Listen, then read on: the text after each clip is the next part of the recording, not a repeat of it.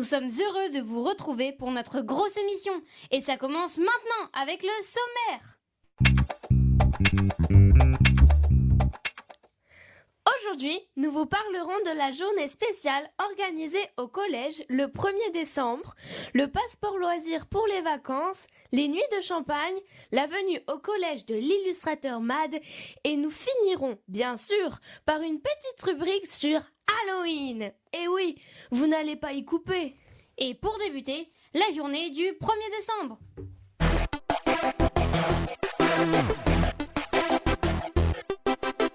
Oui, notez cette date sur vos agendas car elle est très importante. Le 1er décembre, c'est la journée mondiale de lutte contre le sida, le syndrome d'immunodéficience acquise. Lors de cette journée, des élèves de 3e faisant partie du club santé passeront dans chaque classe et vous expliqueront tout sur cette maladie.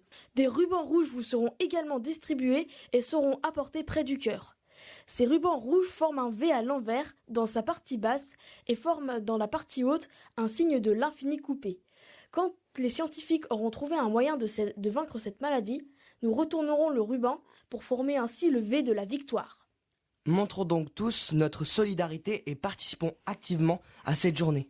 Mais avant le 1er décembre, il y a les vacances. Ah, je vois, tu es impatient de passer en mode farniente. Mais non, je vais faire plein d'activités grâce au passeport loisir. C'est quoi ça? Attends, je t'explique tout de suite.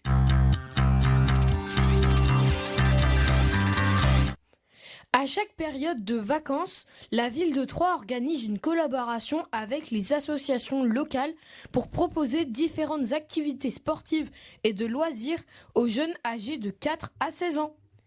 Du lundi 16 octobre au vendredi 3 novembre de 8h30 à 12h et de 14h à 17h30, vous pourrez donc essayer différents sports comme du BMX, du breakdance, du handball, du karaté, du parcours, de la pêche, du tennis de table, du triathlon et bien d'autres. Et il n'y a que du sport? Non, vous pourrez aussi pratiquer des activités comme de la couture, l'égyptologie, le chant, la danse de groupe ou visiter des musées. Waouh, c'est cool! Oui, et tout ça pour seulement 20 € la semaine. Pour les locataires de Troyes Habitat ou Montlogis, vous aurez droit à une réduction sur présentation d'un justificatif et selon les termes de la convention. Mais pour valider votre inscription, vous devrez avoir l'autorisation parentale, la convention de droit à l'image, la fiche sanitaire, une photocopie du carnet de vaccination, une attestation de responsabilité civile en cours de validité, une photo de l'enfant, type photo d'identité, et le dernier loyer du bailleur social en cours de validité, pour ceux qui peuvent obtenir une réduction. Si vous voulez vous inscrire, nous vous invitons à consulter leur site web https://passeport.3.fr/. Oui, on sait que vous n'avez rien pris pour noter, alors on répète encore une fois. https://passeport.3.fr. Dépêchez-vous! Tout de suite, notre rubrique Envie de sortir.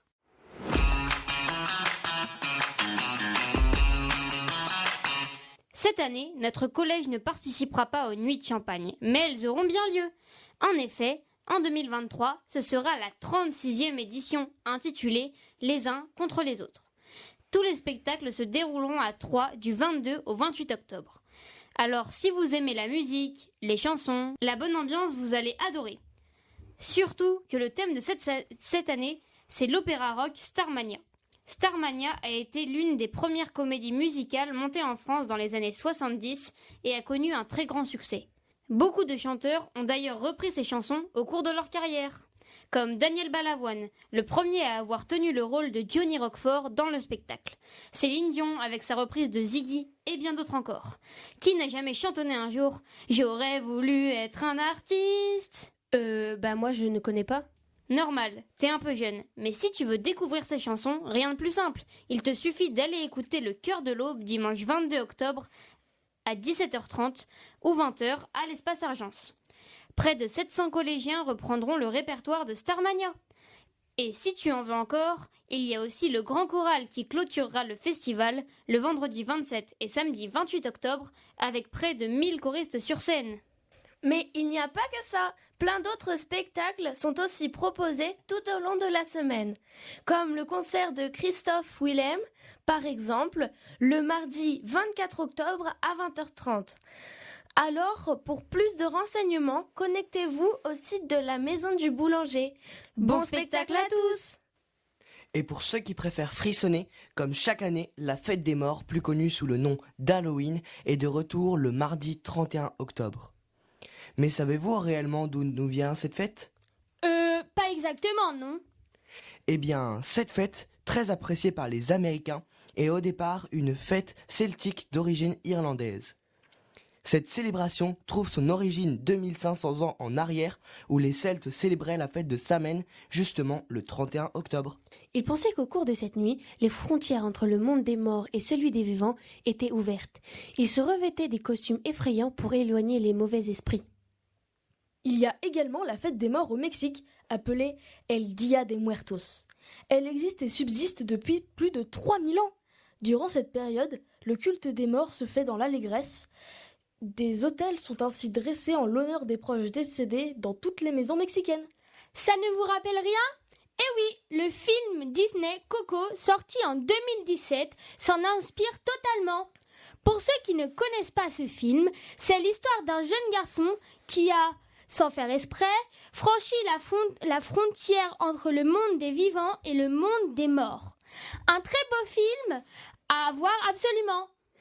Les enfants adorent cette fête, car durant la nuit du 31 octobre, ils vont toquer à toutes les maisons en criant « Des bonbons ou un sort !» À la fin de la soirée, les petits et même les grands, précisons-le, évaluent leur récolte des bonbons. Alors, pour ceux qui aiment les friandises, sortez les masques et les costumes les plus délirants et partez à la chasse aux bonbons. Mais qui n'aime pas Halloween ?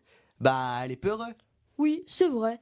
Mais tu sais qu'Halloween, ce n'est pas seulement une fête pour se faire peur. C'est aussi un moment où on peut bien s'amuser. Et pour ça, rien de tel qu'un petit tour du côté de Nigloween.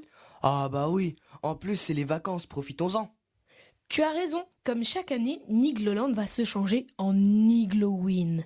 Une ambiance frissonnante, des costumes qui font peur et des décorations qui vous feront froid dans le dos. Avec même des feux d'artifice, la première semaine des vacances à 19h20 et la deuxième semaine des vacances à 18h20. En plus, cette année, un groupe de rock vous proposera une ambiance musicale. Attention, c'est un événement unique. Alors allez-y vite. Ce spectacle prendra fin le 5 novembre. Alors, prêt à se déguiser ? Ah oui, j'adore ça. Mais en quoi je vais me déguiser ? Sorcière, vampire, squelette, lapin ? Lapin, mais ça ne fait pas du tout peur un lapin. Ça dépend. Si c'est un lapin fou. Bon, vous choisirez votre costume plus tard. On est en pleine émission là. Oui, pardon. Allez, prochain sujet. Pour terminer notre émission, nos reporters ont pu assister à la rencontre entre Mad, un illustrateur de BD et manga, et les élèves qui participeront au concours Manga Bulle de cette année. D'autres élèves chanceux ont été également accompagnés par Madame Berger, professeure d'art plastique, qui souhaitait les récompenser pour leur travail sur le Inktober Challenge de l'année dernière. Nous laissons la parole à nos reporters.